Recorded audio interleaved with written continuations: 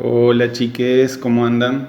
Bueno, hoy quería comentarles esta gran película, muy controversial por cierto, que dividió el fandom en dos mitades. Se trata de Batman vs Superman. Cuando se estrena El Hombre de Acero, que fue el primer paso del DCU de Zack Snyder, el siguiente era, obviamente, hacer Superman 2 o hacer Superman 2 y a la par una película de Batman de presentación del personaje dentro de este universo, una película de Wonder Woman también de presentación, una de Aquaman y una de Flash. Independientemente de que El Hombre de Acero 2 o Superman 2 se hubiera intercalado a mitad de alguna de esta serie de películas, lo lógico hubiera sido empezar por presentar al resto de los protagónicos e intercalar con la segunda película de Superman. Pero ¿qué pasó?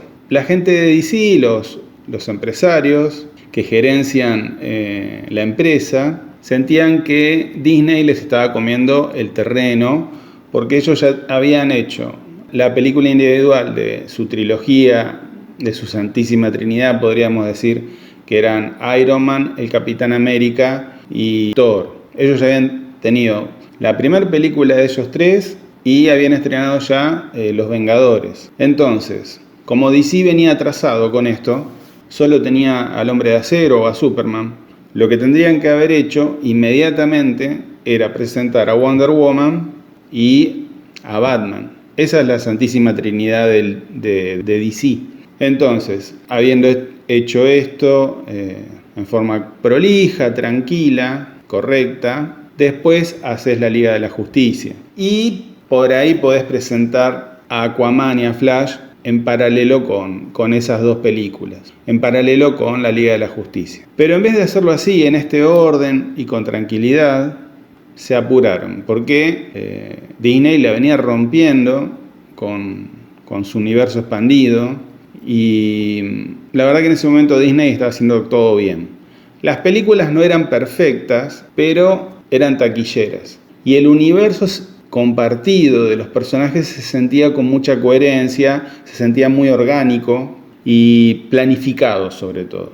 Kevin Feige fue el encargado de coordinar que todo este universo de películas tuviera un hilo conductor y que tuviera un eje vertebral que unificara todos los elementos de las películas, que tuvieran puntos de contacto para después desencadenar en una fase de cierre que fue Infinity War y Endgame, presentando de a poco a un villano que iba a ser el que cerrara esa etapa, esa fase, que fue Thanos. Entonces, la gente de DC, que digámoslo así con simpleza, son empresarios que quieren invertir una cantidad de dinero para que en lo que invirtieron les devuelva el triple de lo que les salió. Si yo puse 100, vos me tenés que devolver 300. Si yo puse 1000, vos me tenés que devolver 3000. Esa es la finalidad del empresario y está perfecto, yo lo entiendo y es así. Vos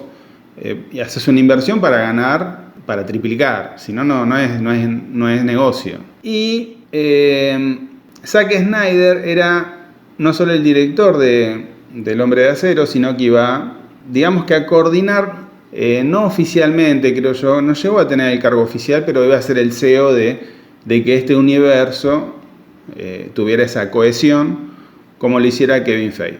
Entonces, ese también fue otro error, en mi opinión, porque si vos sos director de cine, sos artista, y después tenés que hacer el rol de coordinador empresarial, es el doble del trabajo y vas a tener dolores de cabeza porque vas a tener que mandar sobre otros directores, y entonces tu función ya no es solamente creativa, sino que también es gerencial. Y ahí creo que Disney tenía más claro las cosas porque tenían en Kevin Feige, que tiene un costado artístico, pero no es director de cine. Entonces, en él delega la parte de ser gerente artístico, o sea, entendiendo al artista, pero también entendiendo al empresario. Es el punto de conexión entre las dos partes. Y acá, ese punto de conexión lo hace un artista que es director de cine. Entonces, si vos te encontrás con eso, el que va a terminar internado con un dolor de cabeza va a ser Zack Snyder. Pero bueno, para mí eso era un error. Entonces, si Primero cometés el error de querer empardarle la jugada a Disney. Y Disney tiene 100 años de venir clavándola en el ángulo, entendiendo cuál es el negocio del cine, del entretenimiento y del merchandising. Esas tres cosas las maneja hace 100 años como si las hubiera inventado él. Le ha ido bien y le ha ido mal, pero cuando a vos te va mal en algo y no te voltea, quiere decir que sabés resolverlo y en la próxima te va a ir bien. Entonces, si vos sos DC, que no te dedicás a ese mega conglomerado de entretenimiento que es Disney, tenés Warner, que es la división de cine de esa empresa, y la tenés a DC inserta en Warner. Hay una cadena de gerenciamiento ahí que a la larga va a entorpecer. Si las cosas salen mal, se va a complicar. Y después le querés empardar la jugada a Disney, que tiene esa experiencia. Estás haciendo todo mal. Todo mal. Para mí DC en ese momento tendría que haber dicho, mirá, yo no le voy a ganar a esta gente, ya nos ganó, ya van primero. Vamos a dejarlo así, hacemos El Hombre de Acero, está bien.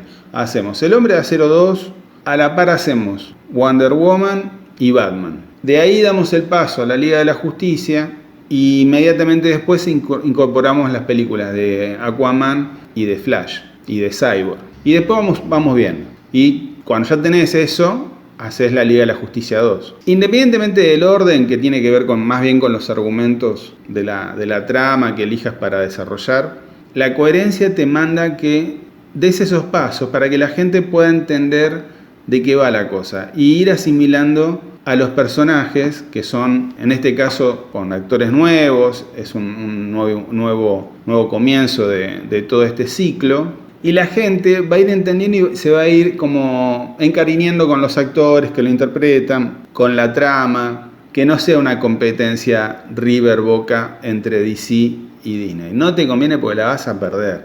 Eso lo entiende hasta un pibe de 10 años. Esta gente, por avariciosa, por creerse que la tenía más grande, comete el error de ir directamente a enfrentar a los dos superhéroes que son Superman y Batman, y encima querer incorporar en la trama la presentación de Wonder Woman, de Flash y de Cyborg y de Aquaman. Tenés que presentar al villano de la trama, que es Lex Luthor, y encima le agregás un personaje extra que entra en el último tramo de la película, que es Doomsday, de una forma tan forzada que no se entiende por qué lo hicieron así. O sea, se entiende porque querían hacer todo en una sola película. Entonces, no hay guionista que te pueda armar eso bien. No hay forma de armarlo bien en una película de 2 horas y media. Es imposible, porque cuando vos estás viendo el bombardeo visual que te tienen que presentar en la trama de una película que se va acotando, vos sentís que estás permanentemente bombardeado de imágenes y no digerís la información, no sabes qué estás viendo. Hay momentos que yo estaba en el cine y no entendía qué era ese sueño de Batman en el desierto, cuando tiene esa pesadilla. Digo, ¿esto qué mierda es? Tenés que tener un manual para entenderlo en el cine. Por lo menos la primera vez que lo ves. Después, si te informás, sí. Pero lo que estás brindándole al público en general, al que no es habitué del personaje, al que no tiene los cómics todos leídos, al que no se sabe los nombres de todos los personajes, no va a entender una mierda. Y la próxima película no te la ve, porque se vino el papá, la mamá, los 3 pibes, se gastaron en el pochoclo, en las 6 entradas. Y para ver esto y no entenderlo, me quedo en mi casa.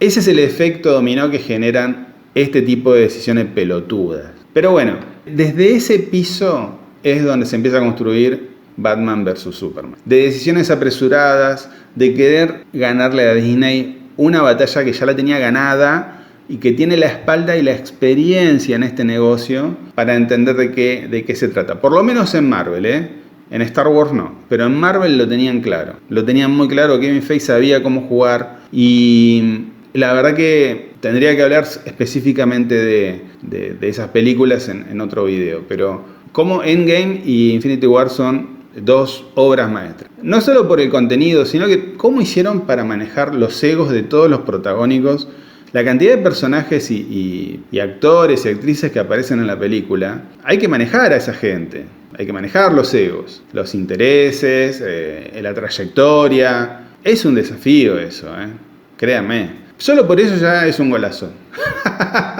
Los hermanos rusos son increíbles. Y Kevin Feige, hay que reconocerle que hasta ahí hizo todo lo necesario para que funcionara. Y funcionó. Entonces, ¿a qué viene esto? Tenés otra contra. Vos contratás a un director de cine que es muy visual. Zack Snyder es un tipo muy visual. Por eso le funciona transferir a la película la adaptación del cómic, porque no hay nada más visual que un cómic. Entonces, esas películas le salen bien porque él necesita narrar visualmente. Cuando vos sos muy visual para narrar, necesitas mucho metraje, necesitas tiempo en pantalla, el suficiente tiempo en pantalla para poder contar una historia que por ahí otros directores te las cuentan simplificando, porque tienen esa capacidad para simplificar los argumentos de una historia que por ahí es compleja, pero te la pueden resolver en menos de 2 horas. Zack Snyder no es ese tipo de director. No es ese tipo de director.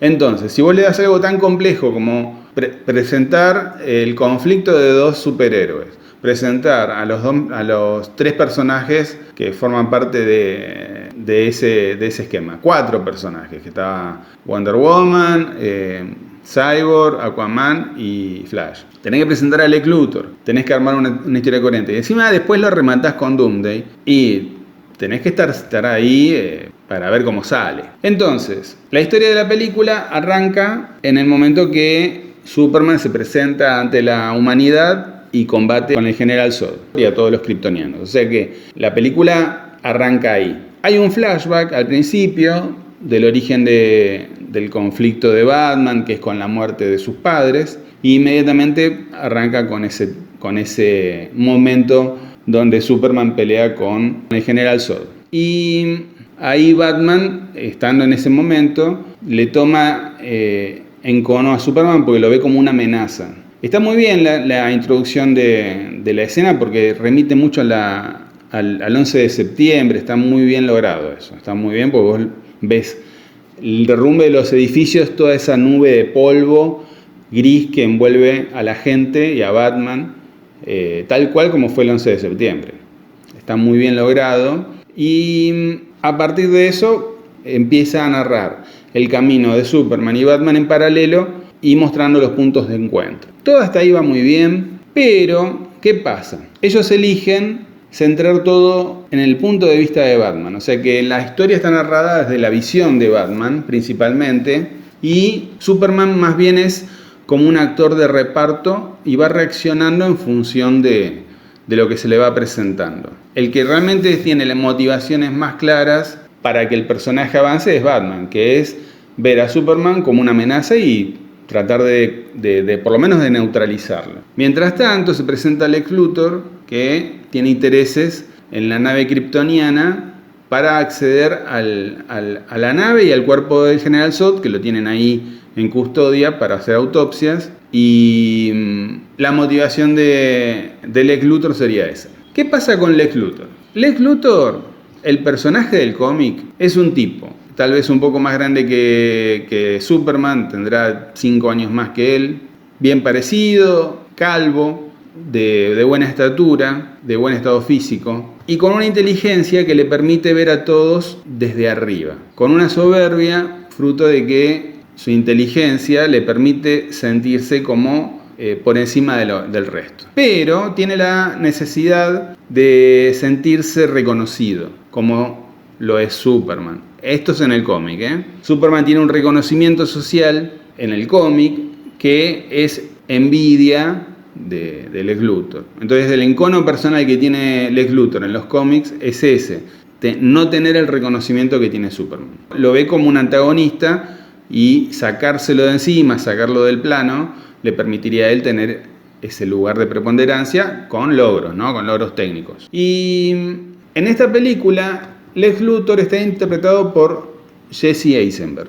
Lo presentan al personaje como un loquito, un tipo que está medio chapita, que tiene esos mohines y esas maneras de hablar que no condicen con un tipo que está en sus cabales y no se lo presenta como un tipo inteligente, aplomado, consciente de esa superioridad que lo caracteriza, entre los seres humanos, ¿no? Se lo presenta más como un tipo raro. Te da la impresión de que es un tipo raro, rico, pero no se le ve en él, no se le ve esa maldad mezclada con inteligencia. Exactamente eso es. Entonces vos lo ves como un loquito raro, un excéntrico, que sí se nota que tiene una empresa a cargo y todo eso, pero el tono del personaje no está correcto con la interpretación de este muchacho. O sea, la interpretación de este muchacho de Jesse Eisenberg es disonante con lo que debería ser el personaje, con la actitud que debería ser el personaje. Entonces, cuando vos lo ves, no ves a Lex Luthor, ves a otra cosa. Muchos lo comparaban con el Joker, del Caballero de la Noche. O sea que está fuera de tono el personaje. Lex Luthor tiene que ser un tipo más serio, más aplomado, con algo de ironía y sarcasmo, pero siempre... creo yo, con la finalidad de realzar su lado intelectual y su soberbia. Y acá eso no pasa. Y ya empieza a fallar ahí la película. Cuando aparece Lex Luthor, vos ves un tipo que no te representa lo que debería con respecto al personaje. Entonces, Batman es un tipo que está al borde de la delincuencia. Es ese Batman que ya está repodrido de todo y quiere... mira, no voy a llevarte a la cárcel, te cago a tiros y listo. Ya está, me pudrí de la delincuencia en Gótica. Y ve a Superman como ese tipo de amenaza. Eso también fue cuestionado. Para mí está bien porque es un Batman ya de ese Batman que ya está de vuelta de todo, repodrido y ya le da lo mismo matar o no a un delincuente.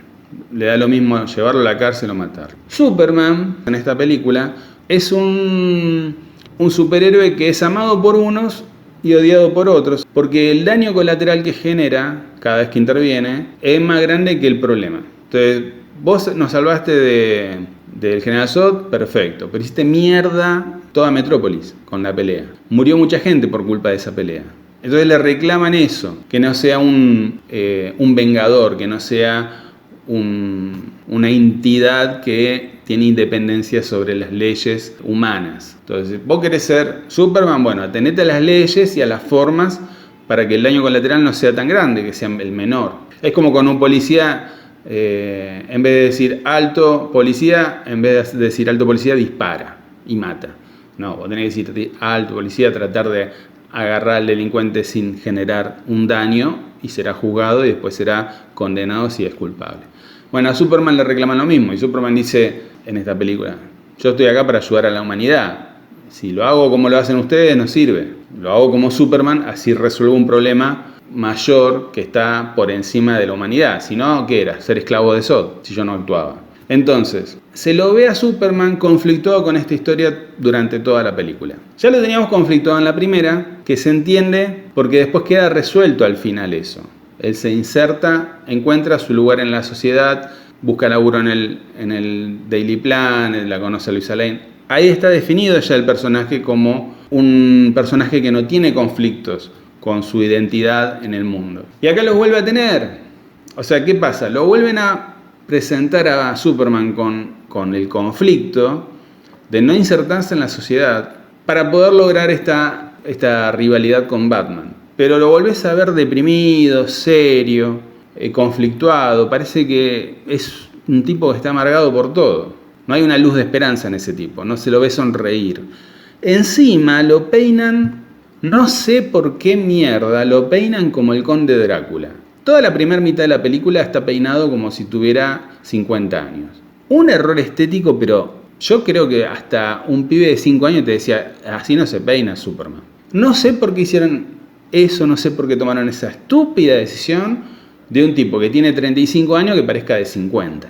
Aparte le queda mal, la raya al revés, de derecha a izquierda, no se entiende por qué. Y ya al final de la película, en el último tramo, se lo cambian.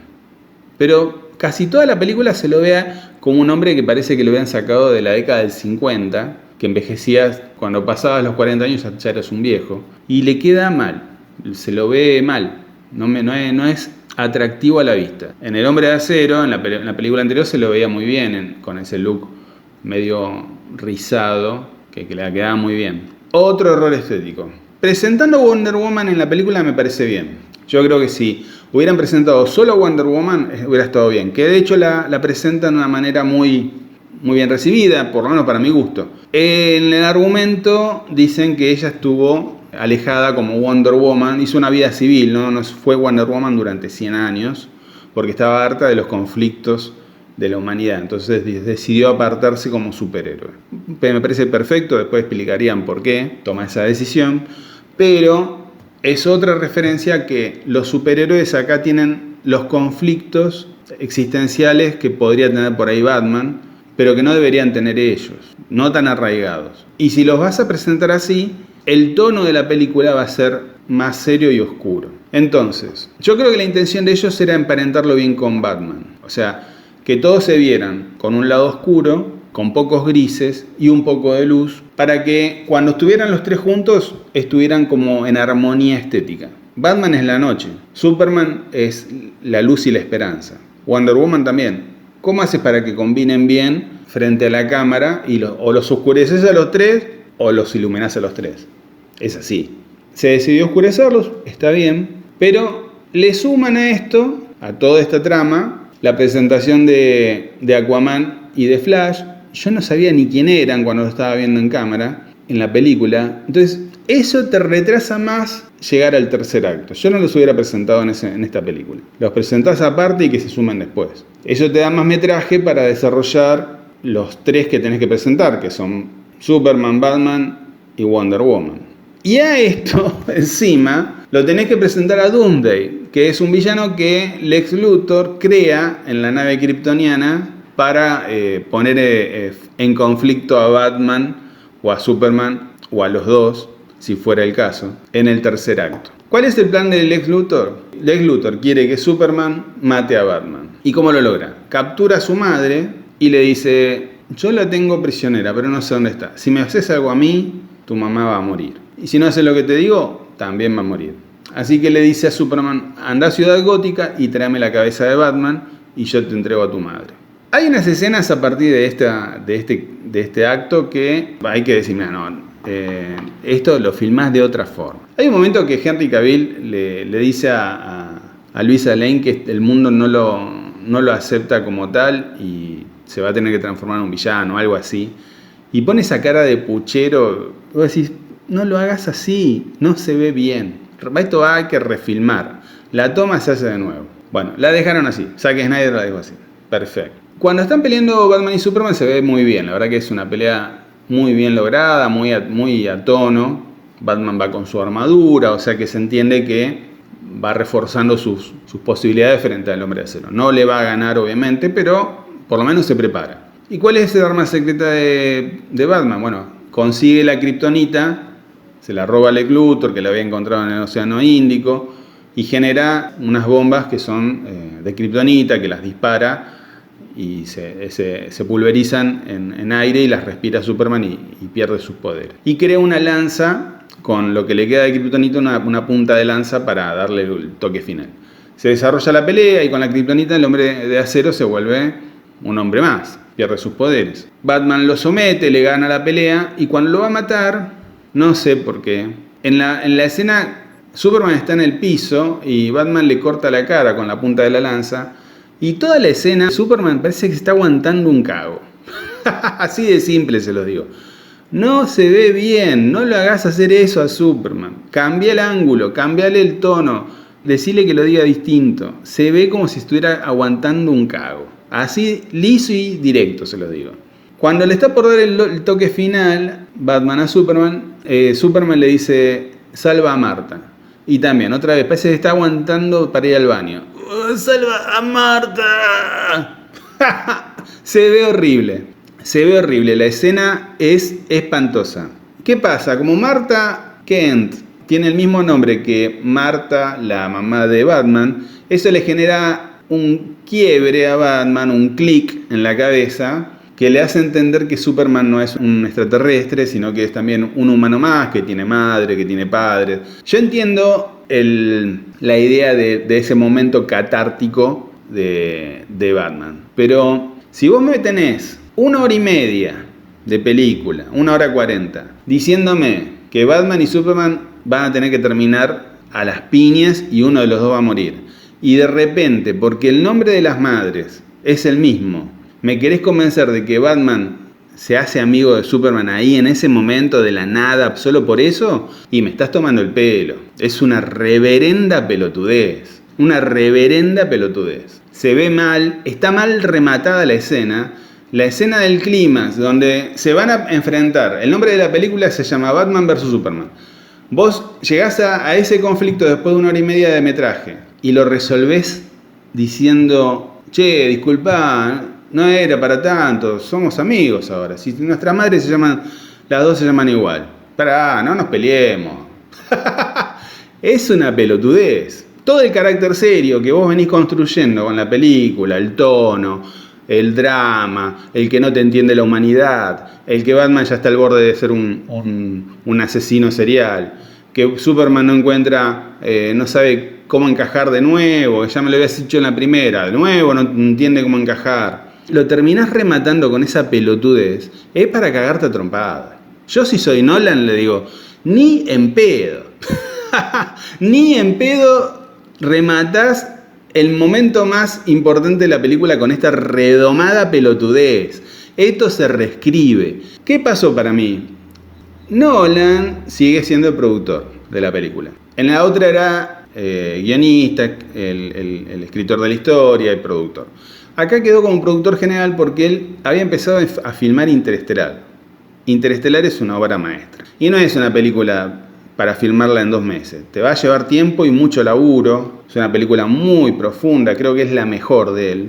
Y no puede estar en los dos lados. Entonces él se va a filmar en Inglaterra y lo deja a Zack Snyder. Mandame un WhatsApp si tienes algún problema y después vengo para ver cómo está todo. Y le soltó la mano muy rápido. Esa es mi opinión. Se la soltó antes de tiempo. Entonces, si yo soy Nolan, le digo, mirá, no, esto se reescribe. Le digo al guionista de la película, le digo, no, papi, esto así no va. Es una redomada pelotudez. Los guionistas son Chris Terrio y David Goyer.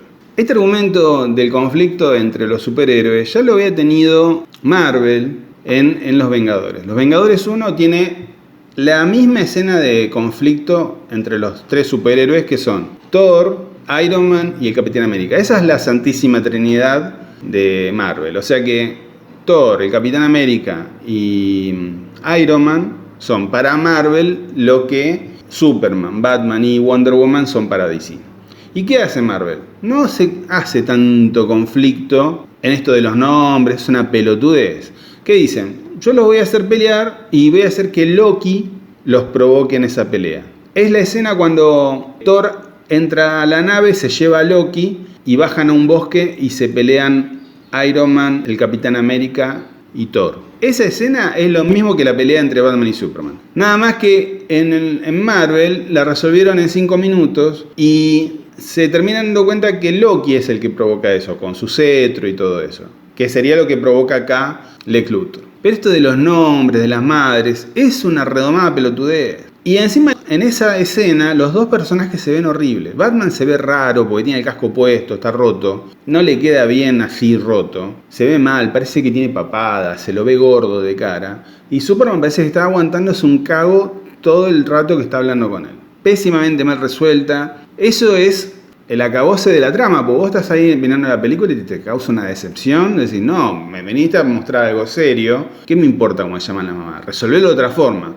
Lo ideal hubiera sido que se hubieran peleado como se filmó y cuando lo está por rematar Batman, aparezca Wonder Woman y lo frene y ella le explique a Batman que él es parte de este equipo de lucha contra el mal y no es su enemigo. Ya se lo venía diciendo Alfred, que Wonder Woman, con los argumentos necesarios, frena la pelea y entabla una relación, por lo menos de equipo, para combatir un mal mayor que es Lex Luthor y Doomsday. Así de simple. Ese hubiera sido el camino correcto. Es más fácil hacer eso que toda esta reverenda pelotudez de los nombres de las madres. Lo de secuestrar a la mamá y todo eso está bien, está perfecto, está muy bien. El tema es cómo está rematado. Y vos te quedás pensando, no podés ser tan pelotudo. No podés ser tan pelotudo de escribir esto así y que te lo aprueben. Es una gran decepción y lamentablemente todo converge a que la película no quede a la altura de lo que merece. El corte del director es mejor porque le permite a Zack Snyder encontrar cosas que quedan muy cortadas e inconclusas. Parece que vas cambiando, saltando de escena en escena, contando de a puchitos las historias y no se termina de entender realmente nada. La versión extendida, el corte del director, que es el que está en la plataforma, es el mejor. Con media hora más se entiende más, pero la escena de la pelea está resuelta de la misma forma. Entonces, ¿qué pasa? Cuando Batman y Superman se hacen amigos, se encuentran con que van con Doomsday. Y ya esa escena queda debilitada, porque de la nada se hacen amigos y pierde fuerza toda la conclusión. Lo de Doomsday es una pelea que podía estar o no, y termina con la muerte de Superman encima.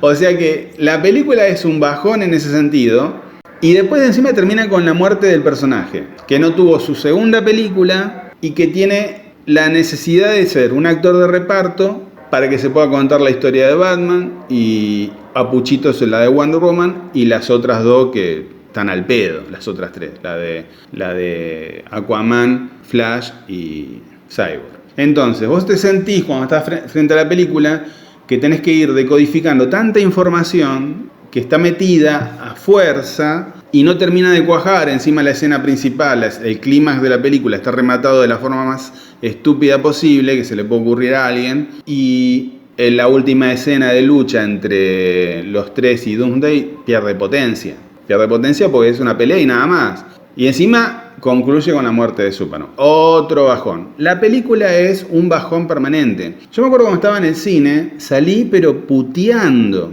Me quería matar. ¿Qué mierda hicieron?, decía yo. ¿Por qué Superman todavía está deprimido? ¿Por qué Superman está conflictuado? Él está por encima de esta pelotudez. Los conflictos de Superman tienen que ser resolver problemas que la humanidad no puede resolver. Lex Luthor tiene que ser un tipo inteligente, serio y macabro, no un pelotudito. El único que está en su propio tono es Batman, para mí, pero todo gira en torno a él.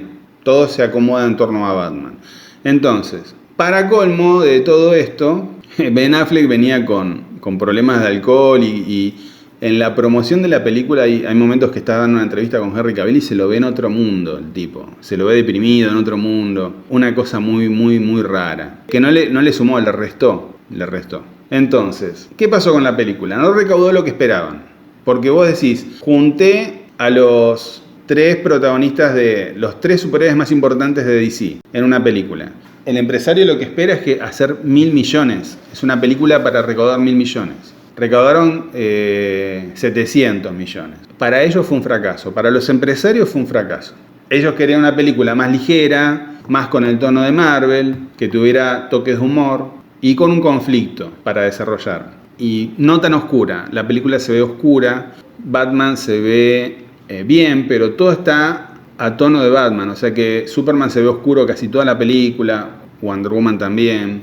El tono es serio y dramático, depresivo. Y en contraparte, lo de Marvel era todo luz, con conflictos, pero con superhéroes que no veían alteradas sus identidades y sus motivaciones. Entonces, como acá sí, en esta película sí, lo que termina pasando es que no te despierta a vos el interés y la empatía con personajes que todavía no estaban bien desarrollados, que necesitaban su primer película en solitario, que Superman necesitaba su segunda película a la par de la primera de Batman y la primera de Wonder Woman. Dejar a Flash, a Aquaman y a Cyborg para una tercera película individual y después para una segunda Liga de la Justicia hubiera sido lo ideal. Entonces se tomaron muchas decisiones apresuradas por llegar a los 1.000 millones, por vender un producto comercial que ya Disney venía manejando de taquito y que acá creo que la avaricia, los intereses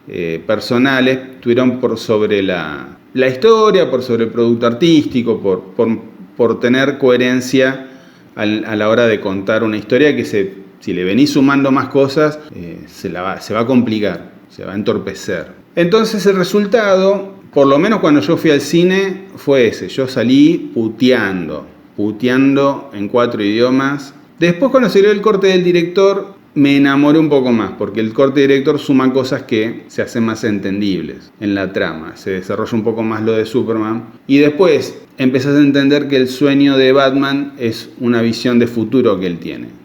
De ese futuro apocalíptico con con Darkseid. Pero en ese sueño no te dicen quién es Darkseid, no te dicen que eso es producto de Darkseid conquistando la Tierra. Entonces vos no entendés una mierda. ¿Para qué ponen eso del desierto, ese apocalipsis? No sabes dónde están, no entendés una goma. Entonces, si sacás Cyborg, sacás Aquaman y sacás Flash, podés explicar un poquito más eso para que el público entienda que es una pesadilla. En un momento aparece Flash, que con la Speed Force va al pasado y le dice a Batman que la clave es Luisa Lane. Y vos decís, ¿qué mierda es eso? Yo no sabía ni quién era. Yo decía, ¿este pibe quién es? Necesitas un manual. Necesitas un manual para entender por qué se tomaron esas decisiones en el argumento de la película. Y después de verla 20 veces, porque yo la seguí viendo en casa muchas veces, tiene un atractivo para seguir siendo vista. Y el hype sobre la película, sobre todo esto en el mundo cinéfilo, está muy alto. Entonces te vas metiendo y la vas revisionando al que le gusta el cine, ¿no? Y te vas metiendo para entender por qué se hizo así, qué puntos altos tuvo y qué puntos bajos no tuvo. Pero eso me pasa a mí porque me gusta. Le pasa al cinéfilo, le pasa al comiquero, le pasa al fan de Batman, de Superman, de Wonder Woman. Al papá, a la mamá y al pibe que no es fan, lo dejás afuera. No te va a ver la siguiente película. No te la va a ver. Así es un atentado en contra de la propia película. Todas las decisiones que se tomaron fueron las incorrectas. Entonces, ¿cuál era la intención? Hacer una película ligera, pochoclera, para toda la familia, que esto generara rápidamente un merchandising apropiado para la recaudación de dinero. Y creo que Zack Snyder no es tipo de director para ese tipo de cine. Yo creo que a Snyder le gusta más desarrollar el conflicto de los personajes, que por ahí en el caso de Superman, no por identidad propia no lo tendría. La identidad de Superman no está tan arraigada en este tipo de conflictos, porque él es un dios, está por sobre todo esto. Su punto débil, ¿cuál es? La kriptonita, Luisa Lane, la magia y el sol rojo, nada más. Lo demás está por debajo de todo lo que a él le pueda generar conflictos. Entonces, al buscar ese tono, al hacer todo apresurado, al tener que contar tanto en tan poco tiempo, se termina volviendo confusa la película. Estás en el cine el día del estreno y no tenés que ir preguntándote cada 5 minutos por qué pasa esto, por qué hace esto Superman, por qué hace esto Batman, quién carajo es este pibe, por qué la catarsis de Batman es por el que la madre de Superman se llama como la madre de ella. Esa pelotudez de jardín de infantes. Entonces, todo se vuelve en contra de la propia historia, de la propia película. Y es una pena porque cuando vos das ese traspié, más la prensa en contra, más Disney cagándose de risa en tu propia cara, pues no podés ser tan pelotudo, la tenés que remar en dulce de leche. Ben Affleck como Batman está genial, está muy bien. Y Wonder Woman con Gal Gadot es un golazo. Ellos y Henry Cavill están perfectos. Yo creo que Lex Luthor, el tono del personaje está errado de acá a la China. Tal vez otro actor, pero con el mismo actor puedes cambiar el tono y queda muy bien igual. Y los guionistas no pueden ser tan pelotudos. No pueden ser tan pelotudos de rematar el clímax del segundo acto con esa pelotudez de los nombres de las madres. Así que ese es el principio de una historia que fue sumando errores y fue volviéndose cada vez más oscura, que ya contaremos en la siguiente película. Por mi parte, la película, el corte del director, que es el que está en la plataforma, es el mejor. Tiene media hora más de trama, se desarrolla un poco más Superman y no se siente tan apresurada toda la película. Desde lo estético, todo se ve oscuro. Batman es oscuro, Superman es oscuro, Wonder Woman se ve oscura. Y eso te genera un ambiente depresivo que termina con la muerte de Superman. Más depresivo que un funeral de un superhéroe no hay. Así que vos te vas a tu casa, salís del cine pensando, vi cómo mataban a Superman, Batman y Superman se amigaron porque las madres se llaman igual, Lex Luthor no es Lex Luthor, y hay otros personajes que aparecen que le roban tiempo a la trama y no terminas de conocerlos, porque te los presentan en 2 minutos. La verdadera forma de presentarlos sería en sus propias películas. Y encima no tenés la segunda película del Hombre de Acero, que eso tendría que haber venido antes de Batman vs. Superman. Así que lamentablemente Esto no fue, digamos, bienvenido ni por los empresarios, porque ganaron una plata que no era lo que esperaban, no pudieron llegar a los 1.000 millones. Se olfateaba que esto había sido un fracaso, la prensa no acompañó, y a pesar de que todo lo demás que no nombré estaba muy bien, se ve muy bien la película, Ben Affleck como Batman está muy bien, Henry Cavill sigue siendo el Hombre de Acero, Wonder Woman es espectacular, Gal Gadot es increíble como Wonder Woman, tiene un 10 de aprobado por su interpretación, por su belleza, el carácter que le pone, pero sin las películas de origen pierden fuerza en la trama, pierden fuerza.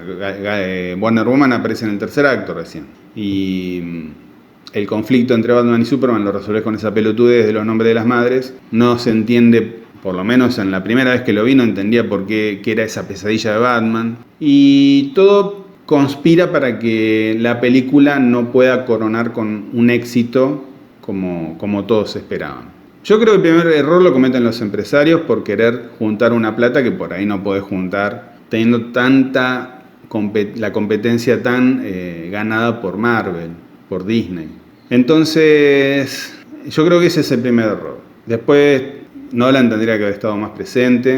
Esperá, dejá Interestelar un poquito más para adelante, terminá esto, quédate ahí, decirle no, esto así no se puede rematar, lo de las madres, olvídate, lo armamos de otra forma, y no presentes, no los hagas aparecer ni a Cyborg, ni a Aquaman, ni a Flash.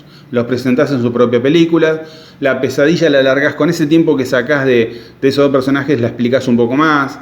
Mostrás a Darkseid en ese tramo, como lo venía presentando Marvel de a poquito, en la escena postcrédito. Acá lo presentás en algún momento de esa pesadilla para que se entienda qué mierda es eso. Y resolvés la pelea entre ellos dos de otra manera. Con Wonder Woman entrando y frenando a Batman y explicándole que Superman no era su enemigo y que esto era un plan del Lex Luthor. Tenías que desarrollar que Wonder Woman descubra el plan del Lex Luthor para poder impedir que ellos dos se maten, Batman y Superman, y que Batman no mate a Superman. Es eso lo que tenés que desarrollar. No lo del nombre y la pelotudez esa de mi mamá se llama Marta, igual que la tuya. Así que bueno, eso es lo que para mí pasó en esta película, que para mí sigue siendo una gran película, a pesar de todo, pero cuando viene la escena esa de Batman y mi madre es Marta, yo la paso, la adelanto con el control y no la quiero volver a ver, Pero es una gran película, sigue siendo una gran película, disfrutable, con cosas visualmente hermosas y desarrolladas. Para mí es demasiado oscura, demasiado depresiva, y cuando la terminás de ver, por lo menos la primera vez que la vi en el cine, yo salí con un bajón que no podía hacer. Y creo que con todo lo que les conté, todo puesto en una sola película se vuelve confuso, no le vas a llegar al corazón hacia la gente. Esto no te va a dar una secuela que van a estar esperando todos. Te genera el efecto contrario, no querer verlo más. Y ahí es donde empieza a fracasar con este traspié lo que vendría después. Sin embargo, no es todo un fracaso, ojo. Yo esto se los comento puntualmente sobre esta película. Después viene Aquaman, viene Flash, viene la Liga de la Justicia, y esas las quiero comentar para que entiendan que esto fue un traspié. Pongan el acento en los errores, pero lo que viene va a mejorar todo. Ya lo contaré en el próximo video. Quería hacer este resumen sin contar la historia de la película y que tuviera un poco mi opinión, que en general fue la de la mayoría, ¿no? Lamentablemente. En resumen, ¿es Batman vs Superman una gran película? Sí, la verdad que lo es. Es visualmente muy hermosa, tiene mucho carácter, pero también tiene ese fallido que la pone en un lugar intermedio, no a la altura del Hombre de Acero, por ejemplo. Y Zack Snyder es un gran director, pero a veces se equivoca donde no se tiene que equivocar. Vos esperás de él un increyendo, un camino hacia arriba, o por lo menos un camino estable en su nivel, en su categoría, en su forma de resolver. Y a día de hoy, con su trayectoria, uno sabe que tiene altas y bajas. En algunas se equivoca feo, y en otras la clava en el ángulo. No tiene esa uniformidad de otros directores como Spielberg o Nolan o Tarantino. No tiene eso, no lo logró. Entonces, cuando vos decís, mirá, te están dando una joya que es la oportunidad de retratar a los 2 superhéroes o a los 3 superhéroes más importantes de DC, te tenés que equivocar lo menos posible. La tenés que dejar a la película en un 9. Tenés que apuntar alto, no te puedes equivocar. Y ante la duda, hacé las dos tomas. Hacé la toma que vos querés y hacé la toma que la coherencia pide.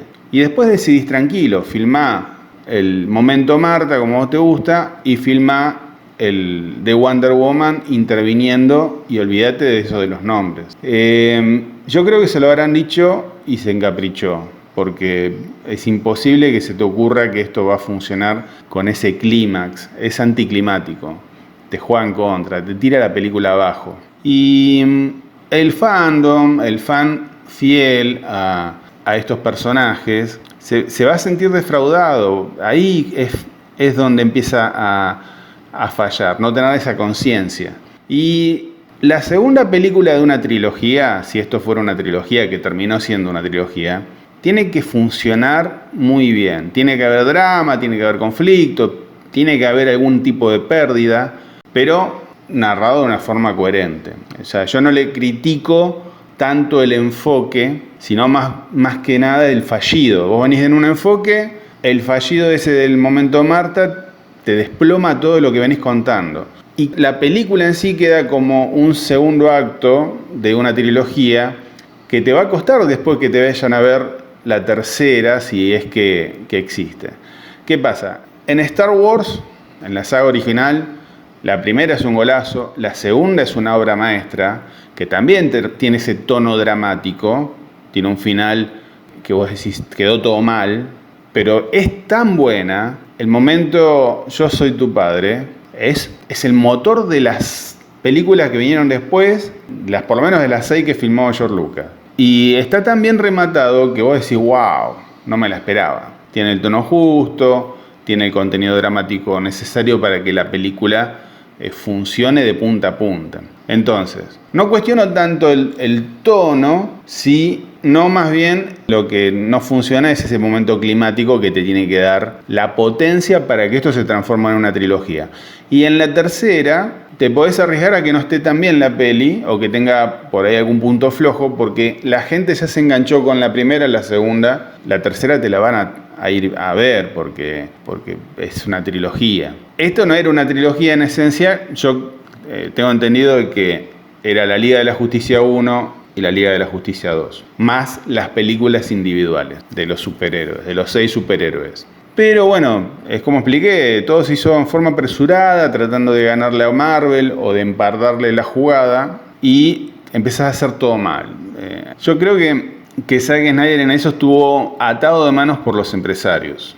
Eso le jugó en contra, no tenerlo a Nolan cerca también en ese momento, tenerlo un poco a distancia. Siento que ese malestar, eso generó, digamos, que las cosas no salieran. Pero más me parece que hay una necesidad de parte del empresario de exigirte un golazo por un rédito económico. Y lo que tenés que priorizar primero es el rédito artístico. El rédito artístico te va a llevar a un rédito económico rentable. A veces no pasa porque el público justamente en ese momento mira para otro lado y ya venía mirando a Marvel. Entonces, ¿te puede salir mal? Sí, y después queda como una película que se estrenó antes de tiempo, que no estaba adelantada a su tiempo, que no fue comprendida y después se transformó en una película de culto. Eso pasa también y te hace perder plata. Pero por lo menos tenés una obra valorada y venerada a posteridad. Por lo menos eso, aunque no te da ganancias económicas, te permite por lo menos el prestigio.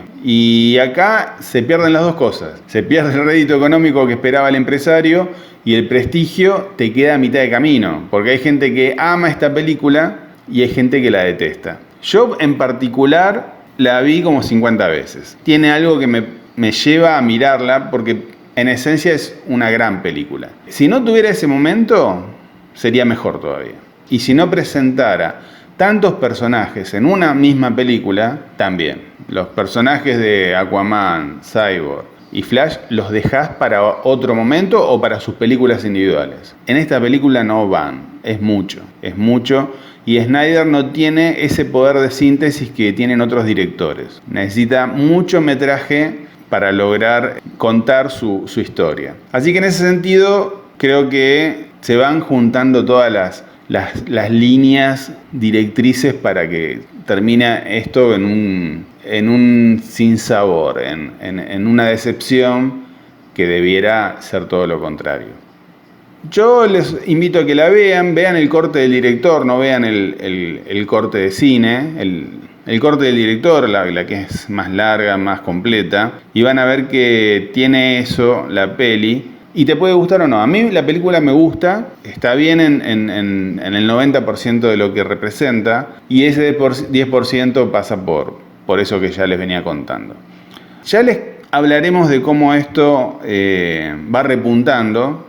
Nos queda la Liga de la Justicia, que es la tercera película, que es mucho mejor que esta en todos los sentidos, y como que por circunstancias ajenas a lo artístico, la pandemia y tantas cosas, se fue dando todo de una forma que dejó a Snyder mucho mejor ubicado frente a la opinión pública y artística. Entonces, ya veremos en el próximo video qué pasó con esta Liga de la Justicia y cómo quedó, en definitiva, esto que era un proyecto mucho más grande del DCU, resumido en esta trilogía de Snyder, más las películas individuales que dieron forma a Wonder Woman, a Flash, a Aquaman, y a deber tal vez en este aspecto, ¿no? de cómo narrar. Así que los invito a que la vean, suscriban, comenten, denle like y nos estamos viendo en el próximo video. Abrazo.